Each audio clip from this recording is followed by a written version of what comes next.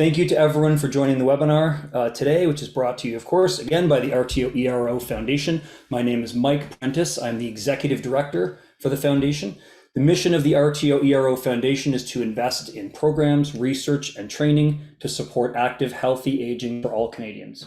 Our activities aim to improve seniors' health care, end social isolation, and combat ageism. I should, maybe before I continue, make sure everyone can hear me. Just pop something into the chat if you can hear my voice okay and the sound is good and all that. Excellent, sounds good. That's all I need to hear. Okay, thank you. So before we get started, Deanna, if you can pop up our land acknowledgement, we'll do our land acknowledgement.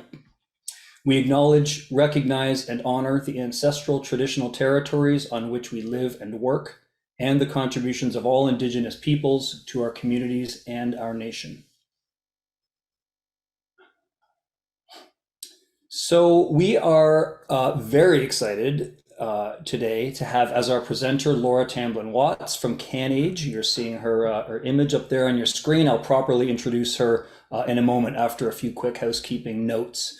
So as usual, it's the same format every time we do these. It's an hour. We have an hour together today. Laura will walk us through a presentation, and after that we'll be available to answer some questions from the audience, which we know we'll have. We always have lots of questions.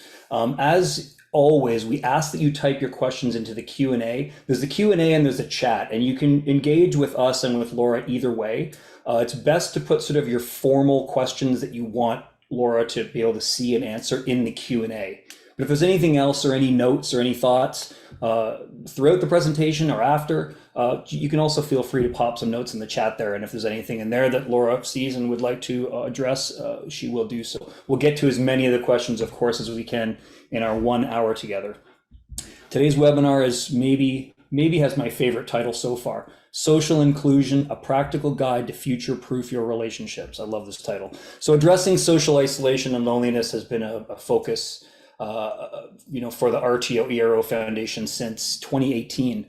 Of course, in the wake of the global pandemic, a light has really been shone on how critical this situation has been and continues to be for far too many older adults in Canada.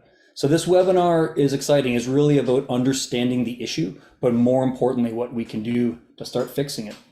And so let me introduce our presenter, and then I'll turn it over to her. And Laura, please feel free to correct me on any of these points if I get any of it wrong.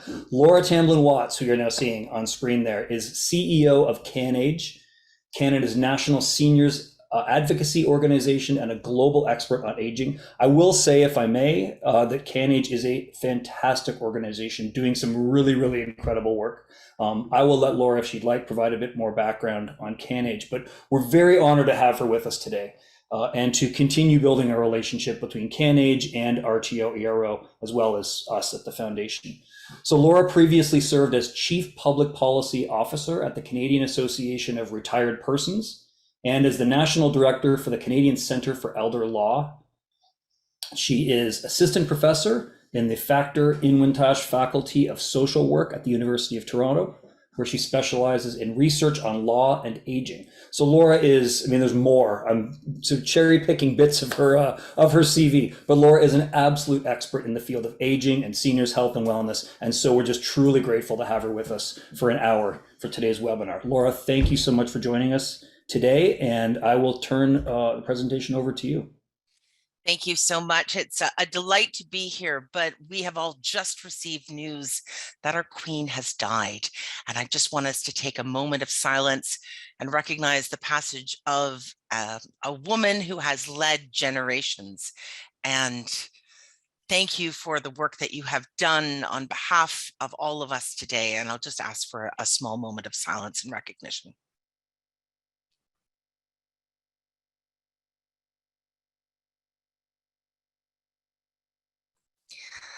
Oh, it's going to be a big day, isn't it? Well, when we're thinking about shifting generations, as we've seen the Queen's If we've seen the Queen expand her life and move, we can be inspired, I think, a bit by her life in many ways as well. And one of them is how active and engaged she was through her entire life, well into her 90s.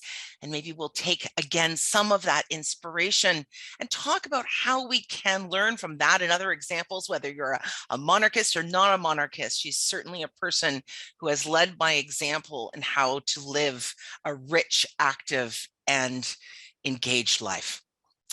I am going to be very active in the chat. You see that I am right now, and I'm going to ask that you be, again, as active as you like in the chat. If you put things in, I will respond to them very quickly, and you can put more formal questions in the Q&A as well. I'm a big believer in lots of engagement, so let's use this time together to be as active and engaged as possible, even at this very sad time. I'm going to share a presentation, and I hope that the first part will make you laugh a little bit, because the first thing I want to do is share my lesson plan. I am also a teacher, so this is my mother, who is 86 this year and has been a lifelong teacher as well. And the first thing she ever taught me was have a lesson plan and stick to it. Let people know what you're going to talk about and let them know how to participate. So before I do anything else, I'm going to acknowledge my wonderful mother, Tanya McKay, and her importance of a good lesson plan.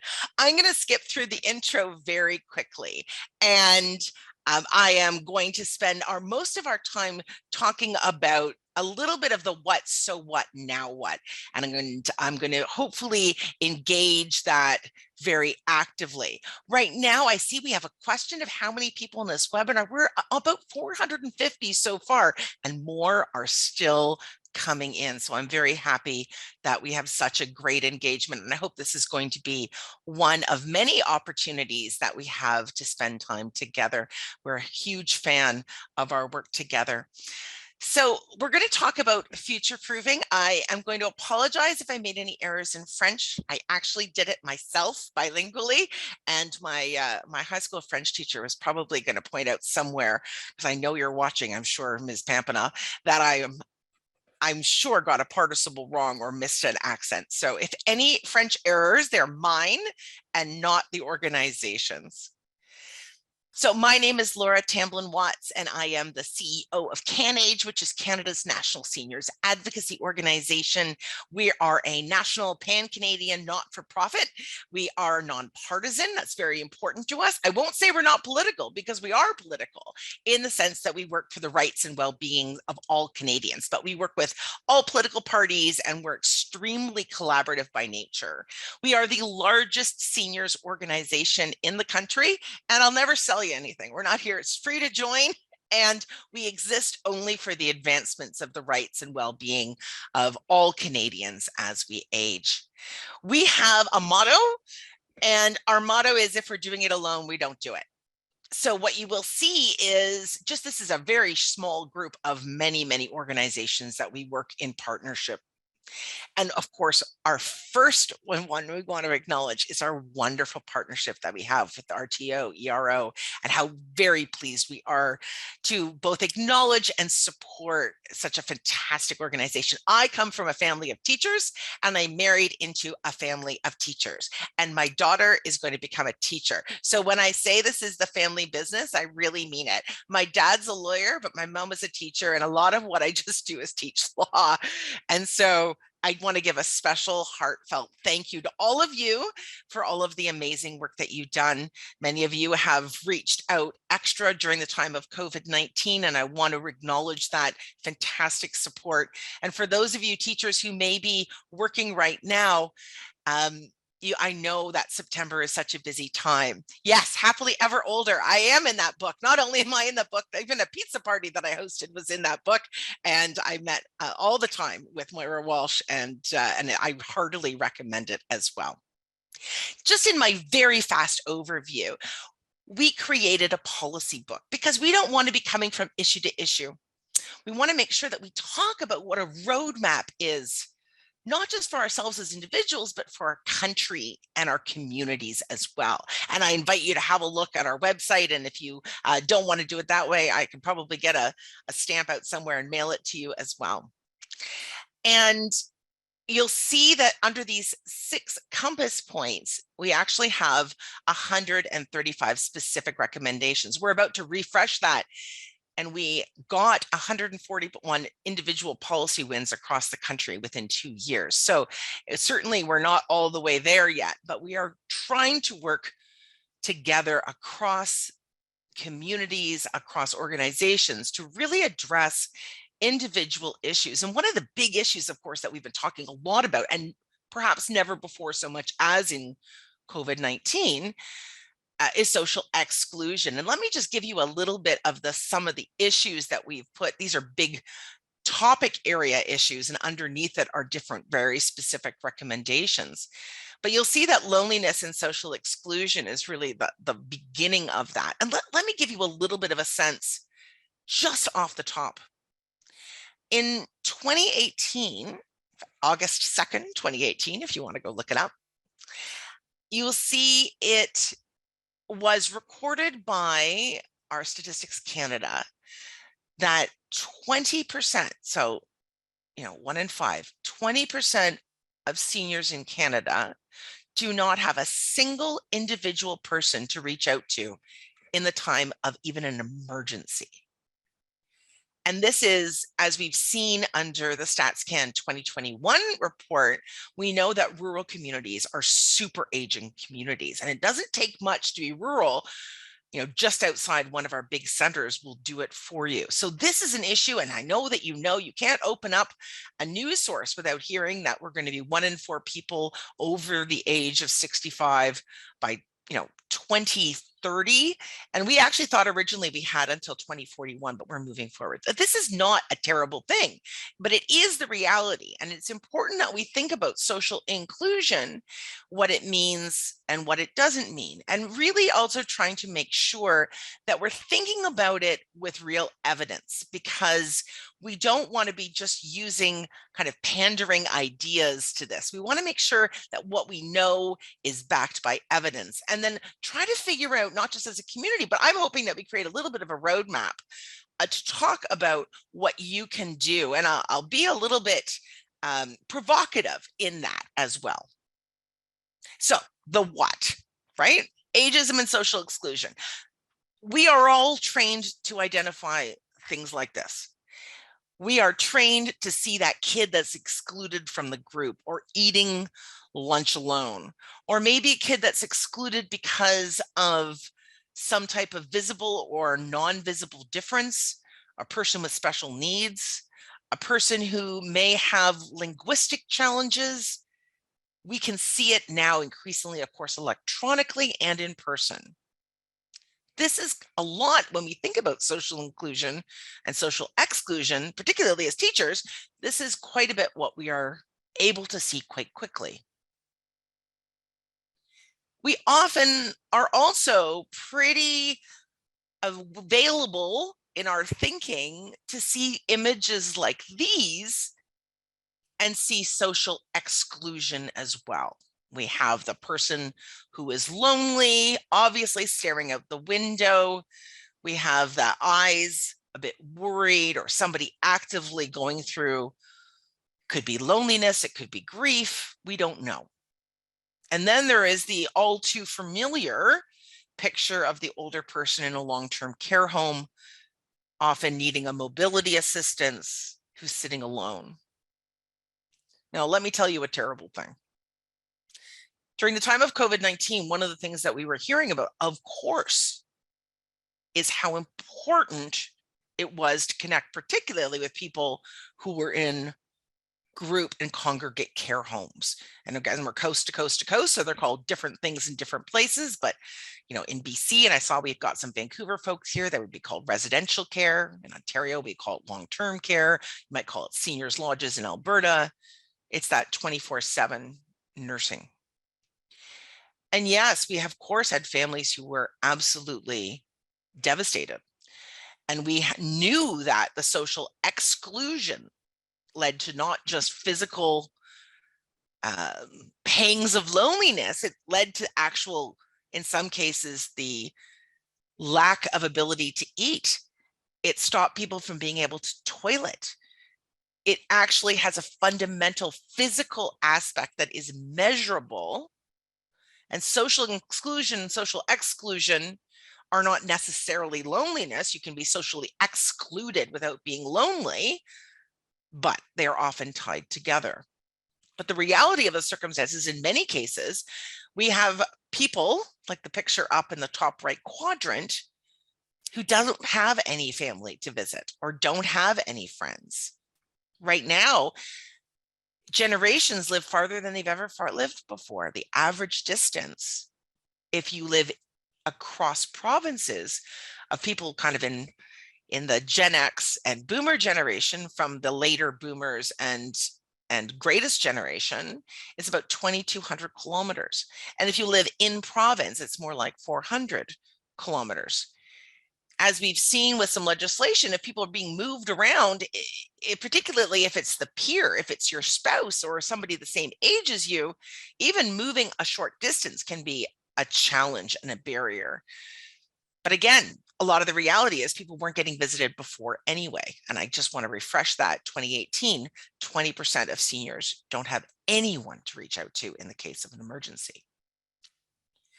What we're not as good at is recognizing things like social inclusion, future proofing, as I'm calling it, loneliness in people like this. If you look down on the bottom right, that's a busy intergenerational party. It looks like it's a great event. That older person is socially included, we think, right? They're sitting there, but if you look at the face, does he have dementia? Does he have hearing loss? 1 in 3 people over 80 have significant hearing impairment, 1 in 4 over the age of 65. And I'm 51 and I have hearing impairment. You can be socially excluded. And I'd love to hear in the comments if anyone's ever had this experience by going to a really loud restaurant. How loud is the music in restaurants these days? You can't even have a conversation, even if that person did have pretty good hearing. It's just so loud that you can't. So sometimes there's situational exclusions. And as we're thinking about how to future-proof your places, one of the things you can start doing is making lists of places that aren't too loud to have a conversation or to go to. So again, a hidden piece. The picture of the woman on the phone with the tulips, is she a person who's talking to a scam artist who's calling her because she's gotten hooked and because she's lonely? And the only person that calls is somebody who's looking for money. Is the person who is pruning his flowers able to get back up again? Was he a person that is suffering arthritis? Is he a person that now can't drive anymore because his eyesight is devolving with macular degeneration? Is that woman with the glasses got glaucoma? Do we know how that may have affected her ability to connect, to read, which may have been a passion area for her? Does she have access to other types of adaptive devices like the audiobooks or other ways of finding her way around? Has her glaucoma caused her to fall and try to make sure that she is now feeling safe enough so she doesn't really go outside anymore? Just because she's smiling doesn't mean she's necessarily socially excluded. I would love you to share, if you feel comfortable, some experiences that you have had or other people that you know that may have hidden types of social exclusion. Again, things like dementia, arthritis, can't get up the stairs anymore. I've got a wonky knee and I look at my stairs and think, up is not so bad, but down is really bad. Or, I'm not sure if, my parents in 5 years will be able to drive, and they live in a place where driving is very important. Will they be still able to visit friends? One of the other ways that people can be socially excluded is if other people move away into, say, assisted living or supportive housing. You may be staying in your own home, but your friend group may be dissipating, and that can be hard. Losing a driver's license, Ellen, thank you for sharing. That's a really important thing that people can really be affected. I want to recognize that Lorna was talking about exclusion in family events, but again, you get down, make sure you got a plan on how to get back up again. Make sure that you've got hand grips everywhere and rails, making sure that we have social inclusion, doing some pre-thinking about what it is that causes exclusion and try to actually take some steps around it. So again, a lot of hidden pieces in there. So why does it matter? Just to give you a little sense, ageism is rampant. This is a brand new study that's come out. A third of Canadians say they've treated someone differently because of their age. And in the differently, let me be clear, and I've got the citations for you because I know someone's going to want the citations.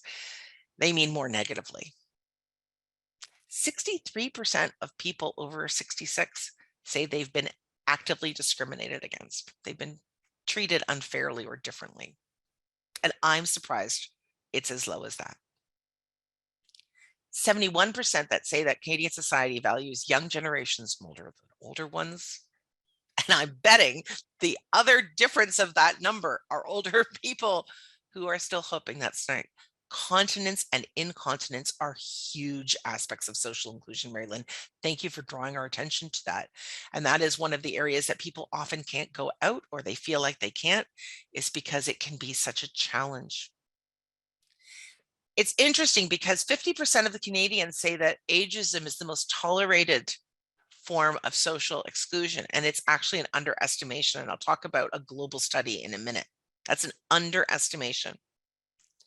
And 89% of the Canadians here indicated that they felt that aging was a negative effect. A lot of people avoid places where they can't be active because of sensory deficits. A lot of people are challenged because our society doesn't think about the most basic things we need in our life. Again, sensory, body, and so forth. So many of these things we could change. So it's really up to us, not only just to advocate as we do together as organizations, but to help you, again, think about what some of these things are and try to figure out how to either avoid them. Here are some of the ways that older Canadians have expressed that they have had discrimination affect them. And again, I really think that this is a stark underestimation. The assuming of memory loss or the infantilization, again, I know for a fact is a massive underestimation. The infantilization of older people is absolutely rampant. Let me tell you a story. My grandmother, Ida, she was in another world, would have been like a CFO, but she taught at a normal school. This is back in the day. She was born in the 1800s. And my grandma, Ida, never drove. And she never drove because at that time, ladies didn't drive. Her husband drove, my grandpa, but she was sharp as a whip when it came to finance. And even though she was actually a teetotaler, she had no problem investing in things like Molson and so on, and would go down to the financial institution, which is a large financial institution whose, initials you would see on any high street. And she banked there and invested there for years and years and years. So when she was a little bit older and she didn't have the ability to get new ways around, she couldn't walk anymore to the financial institution, she didn't bike, I would drive her. And the minute that I went into that financial institution, and then she was very well known there, she would go kind of every Thursday, she knew everybody's birthdays, she went to weddings and funerals and would check in on people. The minute the investment advisor saw me, who do you think he talked to? Was it his client of like 30 years? No, they turned to me. And I was in my 20s. And I can tell you for a fact, I had no idea at that point about anything to do with finances. And woe be the investment advisor that turned to Grandma Ida and said, just a second, and then turned to me and said, what does your grandma want to do today? And I remember thinking, I don't think I should answer that question because it won't be polite and it may involve taking your head off again. For Melanie, again, it was 20% of people, StatsCan report August 2nd, 2018. 20% of people don't have a single person to reach out to in the state of an emergency.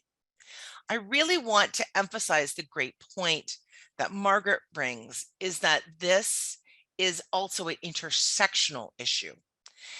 From our LGBTQ+ communities to our ethno-culturally diverse communities, to people with gender and sexual diversity and all other forms of diversity, and certainly Indigenous diversity, we know that discrimination is intersectional.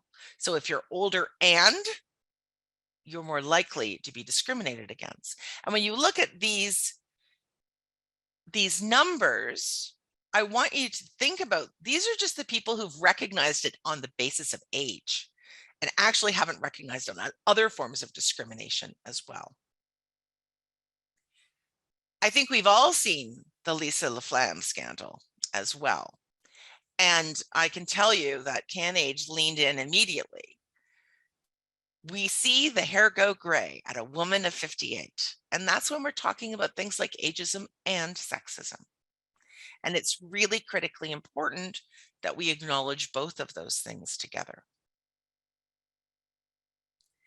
And it doesn't help that we are constantly getting these messages.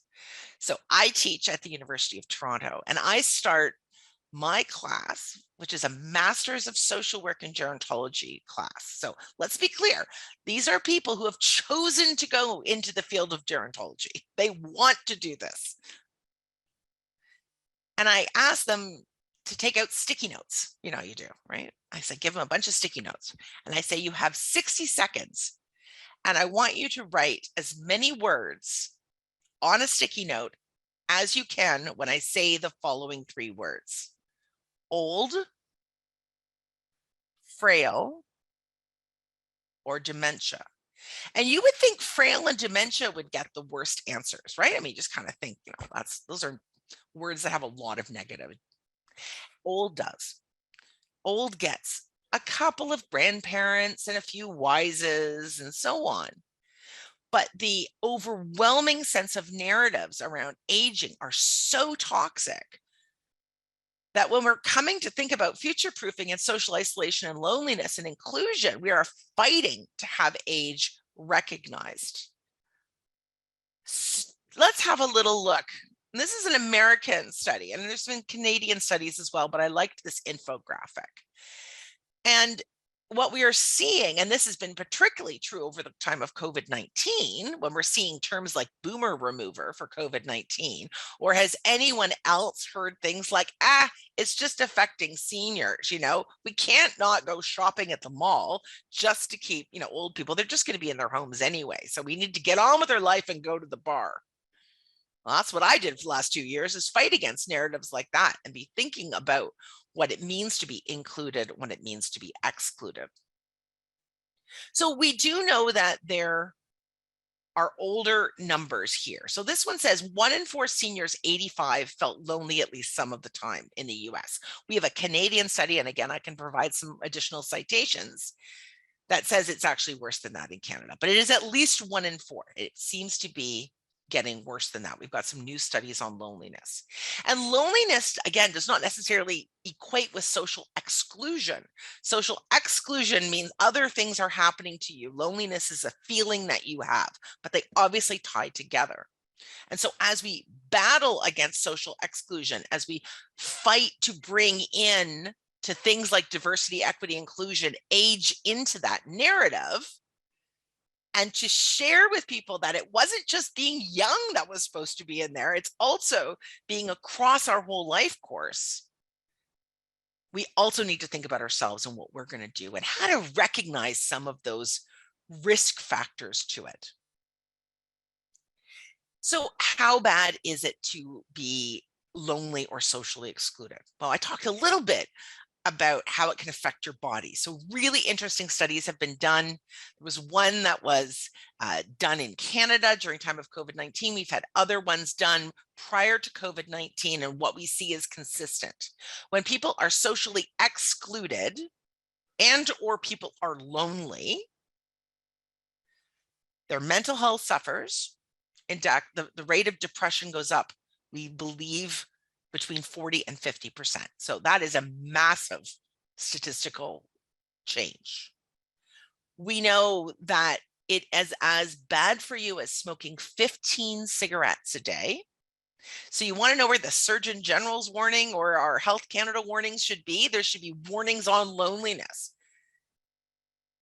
And how seriously are we taking it as a society? Well, let me tell you, the US has been taking this quite seriously, but I really like the UK's version better. The UK has appointed a minister for loneliness in the cabinet. And the loneliest cohorts in our country, and this has been pretty consistent in other Commonwealth countries, keeping with the theme. I don't have some studies from some of the Asian countries. Is people between 15 and 23 and people over 75. And that's why one of the things we're going to talk about is intergenerationalism. So your teaching skills, your connections, you as older people, and I say older as very much a broad spectrum of what we consider, you're not in high school anymore, you're not in elementary school anymore. You have an ability as teachers, as supporters to help younger people. Those first slides we saw of those younger folks, well, they need you more than ever, because social isolation, not just during the time of COVID-19, but especially in social media worlds, is skyrocketing among youth, but it is also skyrocketing amongst people 75 or older. So here's a few things that we can think about. Seniors who suffer from loneliness have a 64% higher rate of dementia. That's actually how I got my dad to get hearing aids finally. I gave him the studies from the Lancet journal that said that about 40 to 43% increased risk factor for significant hearing loss without being assisted. It was for the tie to dementia as well. I mentioned earlier that there was about a 50% factor that Canadians saw in that study around discrimination and negative ideas about older people. Well, the global report on ageism by the World Health Organization has recently come out, and it found that ageism is in fact the single most prevalent form of discrimination in the world. And I have to tell you, it's not like we don't have lots to choose from in terms of things that we discriminate people about. And that active isolation in Canada is, about 17%. So if we're thinking about, is this a life or death situation? Yes. It's interesting because we have here that 46% of women 75 and older live alone. It doesn't mean necessarily they're lonely, it doesn't necessarily mean they're socially isolated, but you'll see that there are key points where people start having smaller social groups, where you have to, at a certain point, think, how am I going to be more proactive about this? And I want to flag men's loneliness. And I know that you're going to have a session coming up next month, and men's sheds is one of the things that I'm not going to steal the thunder there, but men's loneliness is gone from, well, of course, his wife died and then they die a year or two later, kind of as a sort of parole that we talk about, to actual studies on men's suicide. And really, it does tend to be about things like social exclusion. So intro, what, so what? And now I'm going to talk about the now what. So if you're going to pick up your pens, or if you're going to start putting some things in here as well, here's a bit of what you can do to help. So there's some good risk factors that you can do a bit of a checklist for. If you can't leave your home, or you're in a difficult situation leaving your home, put that down. If you live alone, put that down as well. Doesn't mean you're necessarily going to be lonely. Lots of people like to live alone. Don't get me wrong. I'm not saying that, but you're more likely to be lonely or socially excluded if you live at home. Doesn't mean you are. It just means that you need to think about it a bit more. However, if you're feeling alone and disconnected, that's a giant red flag. Think about major losses and changes, or what I call the Hallmark test, the Hallmark greeting card test. If someone in your life or you have had a reason to send a card, I'd say check your will, check your powers of attorney. Happy to come back on and talk about that as well. It's one of my favorite things to talk about across this country. But the second thing is assess, does that mean that that person is going to be more lonely or feel more socially excluded or isolated? Is that going to affect you? Did they lose a spouse? Did they lose a friend? Are they moving? Are they moving to what they think is going to be their fantastic? They love their cottage and they're going to now move to this rural community. That's great, but they may feel disconnected. They may feel isolated. If you're a caregiver, and let's be clear, most of us are, even if you don't self-identify as a caregiver, most of us are caregivers, and most of us will be caregivers. If you're in the process of actively providing care to somebody, your chances of social isolation are increased. And boy, I mean, I had 3 kids in almost as many years, and I was constantly around people, but I remember feeling so isolated as I had like a 1, 2, and 3-year-old and thinking, you know, I'm constantly out in the world trying to do this or trying to get something that, but I felt very, very alone. If you wake up or somebody else you twig to, if you feel like you don't have a purpose in your life, that's important. I'm not telling you to get a hobby. I'm telling you to think about what your purpose is and not to assume that your idea of a purpose is the same as somebody else's. This is the stuff that we get, or what I call the eat right and exercise model. Yeah, okay, I know I should eat right and exercise. I had Dairy Queen yesterday, you know, sue me, right? If everyone ate right and exercised, we'd all be awesome. It's great, but like we don't do that. I mean, yes. So these are all important things. I am not telling you that they're not important. They are. Stay connected, find an activity, get moving, exercise, volunteer, or, you know, have another job, stay in touch. All of these things are good. But if you think about something like depression, these are all things that, you know, if I wasn't depressed, I could probably do. But when you are depressed, it's hard to get moving. It's hard to volunteer. It's hard to find the desire to do things. Now, I'm not saying that those things are the same, depression and loneliness or social exclusion. They're not, but they certainly vend over. So again, yes, eat right and exercise and do all these things, but what can we do a bit more proactively? Well, this one is actually from the National Institute on Aging, the American National Institute on Aging, not the Canadian one, although we're great friends and colleagues as well. Actually, adopting a pet is one of the best things you can do, particularly if it's a dog. It gets you moving because your pet needs to go outside.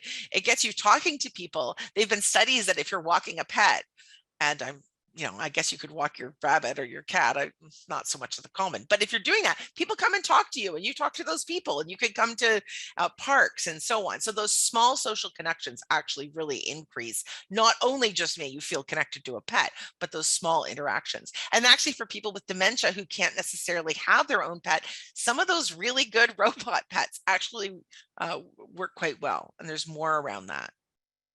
But we know that loneliness and social isolation can happen in lots of different ways as well. And here's a few of them. We talked about aging already. Just moving. I moved a number of different places in my life. I moved to Toronto from Vancouver, and that's a hard move to take sometimes for people. Divorce, absolutely. Feeling like you're losing your friend groups for one reason or the next. Kids out of the house or grandkids out of the house. Any sense of loss or mental health, being alone, aging alone, even if you are very well connected with your family or friends, so you may be with lots of younger people, but remember that older person that was sitting at that table. If you're the only person of your age group, you may feel like nobody shares your stories.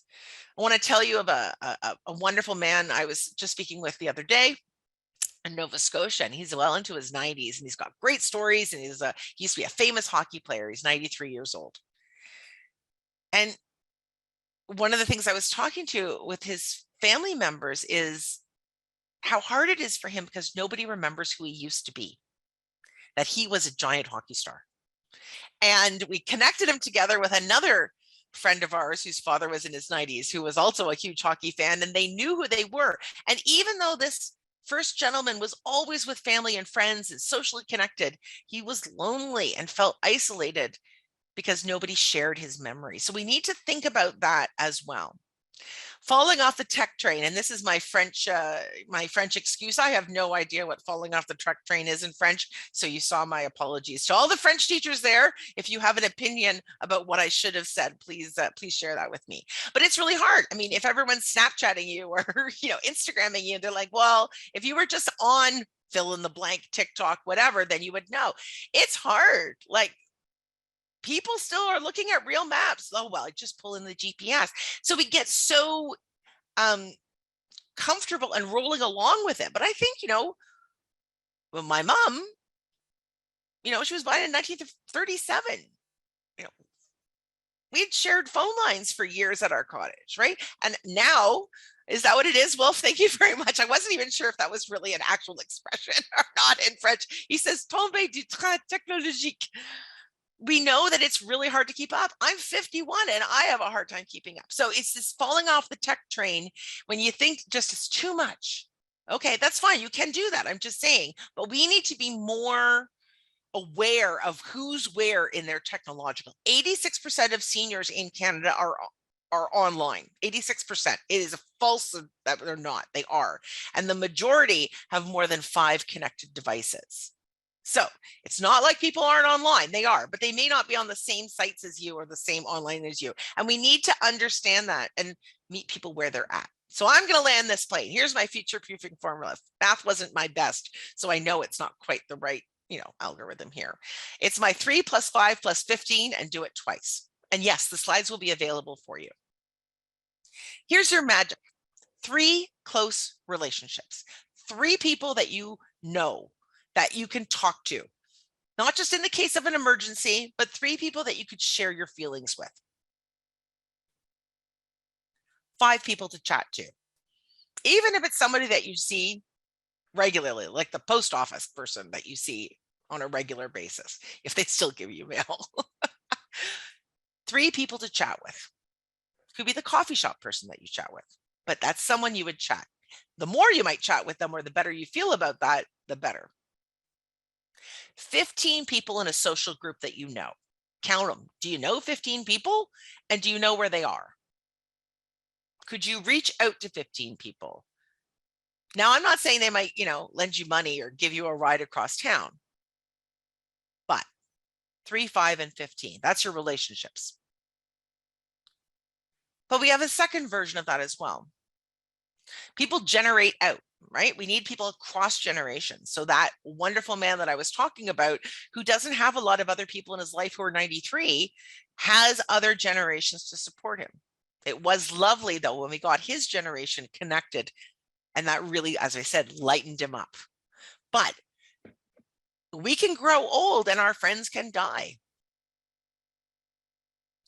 3 things to do weekly, even if it's grocery shopping, walking the dog, reading a book. 3 things to do weekly. Sorry, 5 things to do weekly. My apologies. 5 things to do weekly. Make sure that if you have your calendar, it's just nothing, nothing in it. Make sure that you're doing, are you going to a movie? Even if you're kind of watching a TV show and also a friend is watching a TV show and you're going to talk about it, that counts. But have 5 things to do weekly. You might be going to a faith group, whatever. And then this one's actually harder. 15 outings a year. So that is once a month plus an extra couple of holidays. Schedule it. 15 outings a year. Is it to the theater? Is it to visit a friend? Are you going to the park and having a picnic? And be proactive. This is your lesson plan. Oh yeah, and you should also be right exercise too. That's important as well. I suggest a bit of a dashboard. I've taken this from my friend's book called Options Open Guide by Sue Lance, and I have that site for you as well. And to go through these different kinds of things, so health is one, housing is one, and so on, and map out where some of these issues. Outings are an issue with an ongoing pandemic, absolutely. And so if you feel like you can't do that, it could be an outing with an outdoor walk. It could be sitting in your backyard, as I did with many people across the yard, kind of yelling at each other a little bit. Again, eat right and exercise is really important.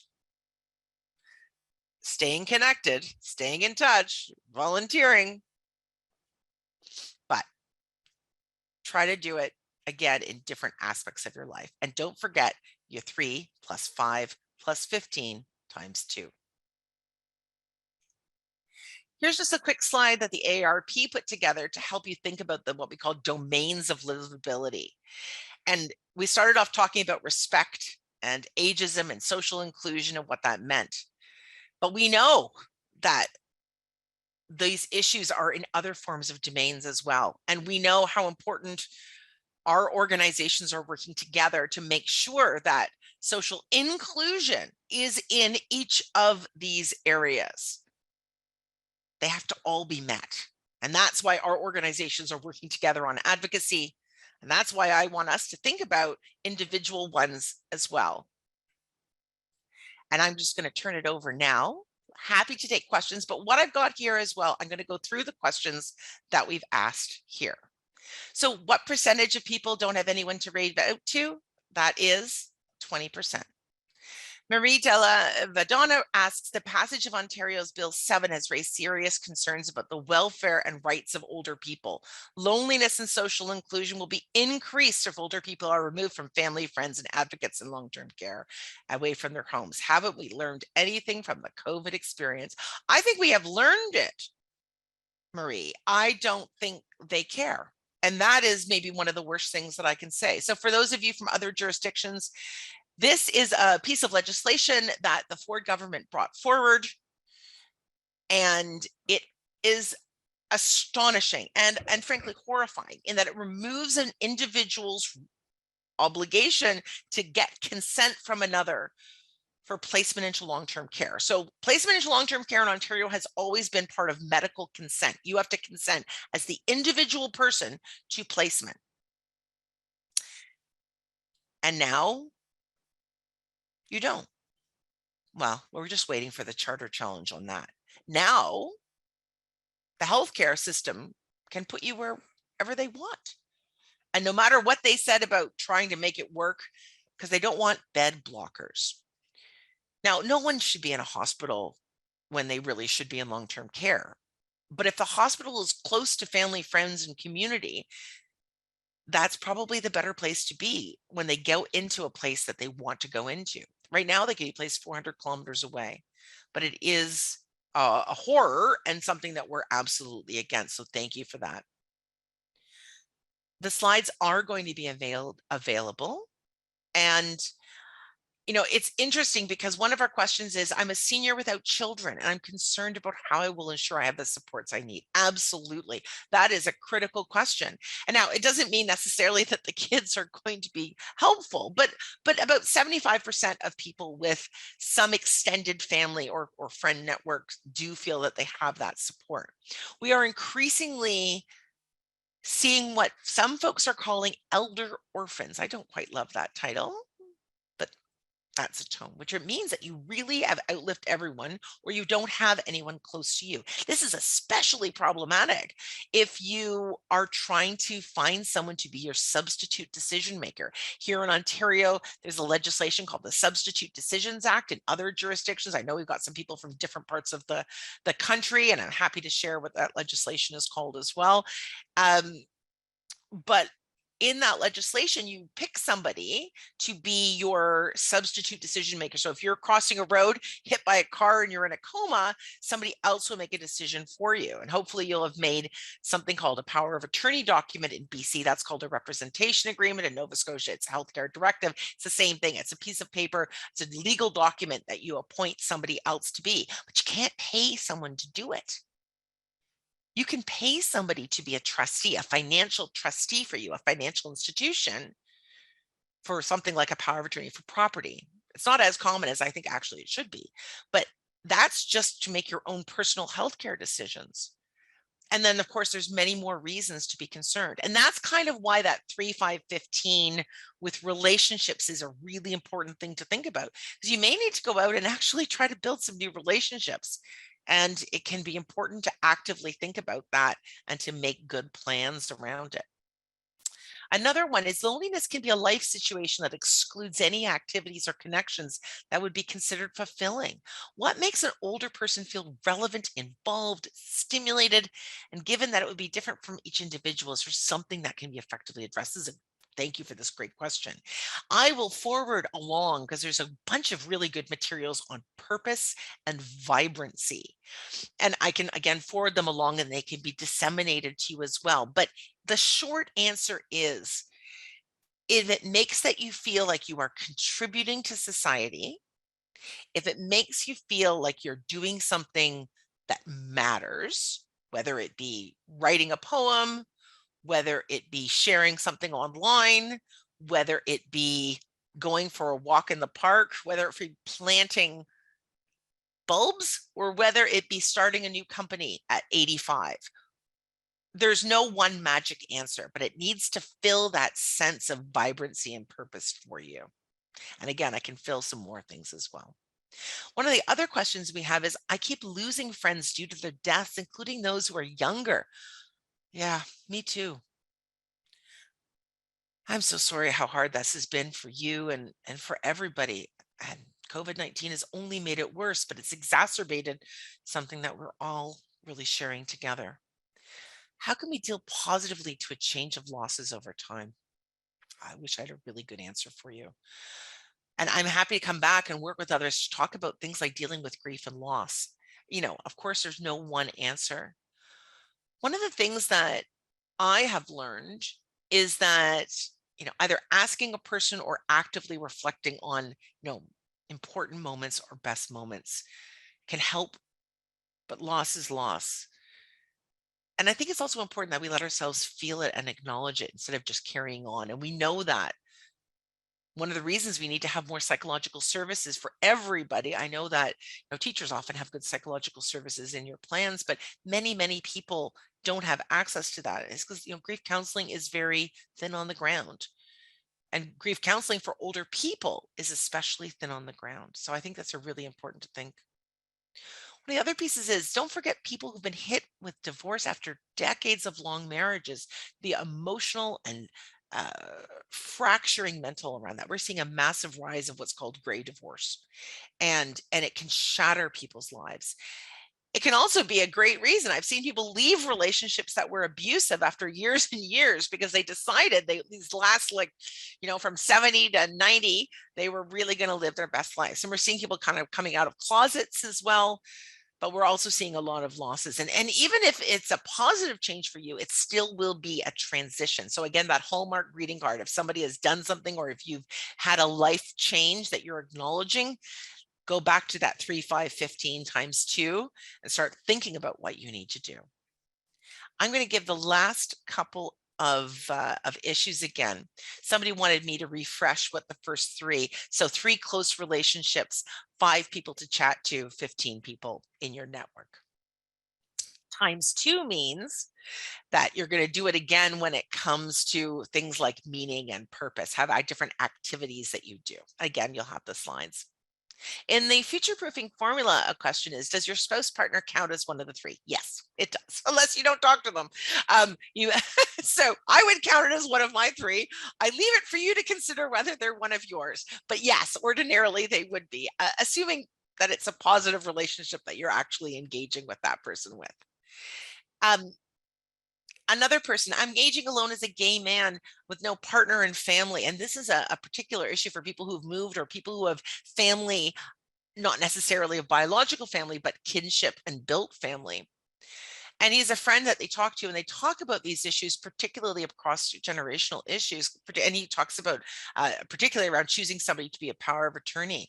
I'm not sure where to find strong connections with those younger than myself, which can avoid a creepiness factor, a really important issue. Again, that's why I'm talking honestly, walking the dog is one of those ways. Starting some types of clubs and activities can be really good. And even some online, relationships can be really important. Intergenerational matters and works. And that's one of the reasons why we know that even if it's generations of people who are like 60 and 80, that can really make a difference too. And I know that there's going to be some great programs in your next one. So I'm going to save that a little bit for the next session as well. And my last couple of questions is, how do we make sure that COVID restrictions on residential care is not going to be repeated? Well, I can tell you that we're on that as well. And we do have some assurances, but the only way we can keep those assurances going is through advocacy of people like you and the help of the foundation and supporting organizations that do not-for-profit work into helping that. I am so grateful for this opportunity. I'm kind of hoping I get invited back at some point. And if anyone would like to reach out to me, it's very easy. And I will just put my information here as well. I'm Laura at canage.ca. And actually, the very fastest way to get a hold of us is info@canage.ca, because it's monitored all the time. And you'll get me. That's fine. Feel free out personally as well. Again, clubs like Rotary or other types of things like that are also great ways to get connected. So sharing the slides with you, I hope I can come back, and just huge gratitude for all the work that you have done throughout your careers. And I'm really happy to be a teacher too. Thanks, Laura. I think it's pretty safe to say you will be invited back.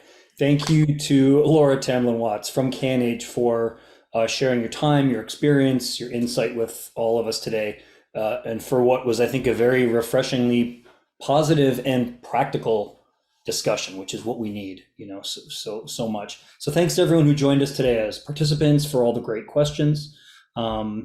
We will share a slide in a moment with the Foundation's contact information for anybody who wants to learn more about what the Foundation does, if you don't already, and reach out to us. I do want to mention quickly on the topic of social isolation and inclusion and what we can do about it, and which is really what Laura's presentation was all about today. I want to mention that we at the RTOERO Foundation have developed a program.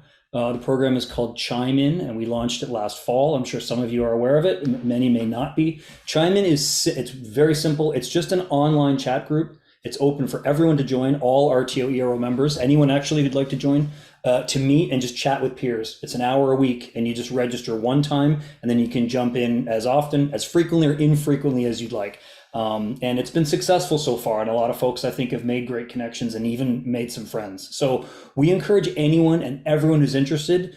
It's not just for people who are feeling lonely and isolated. It's for anyone who just wants to, maybe check off one or two of the boxes that on Laura's great list today, and just meet some new people and have some great chats. I think I'll ask Deanna, if she hasn't already, to just insert the link for Chime in the chat box.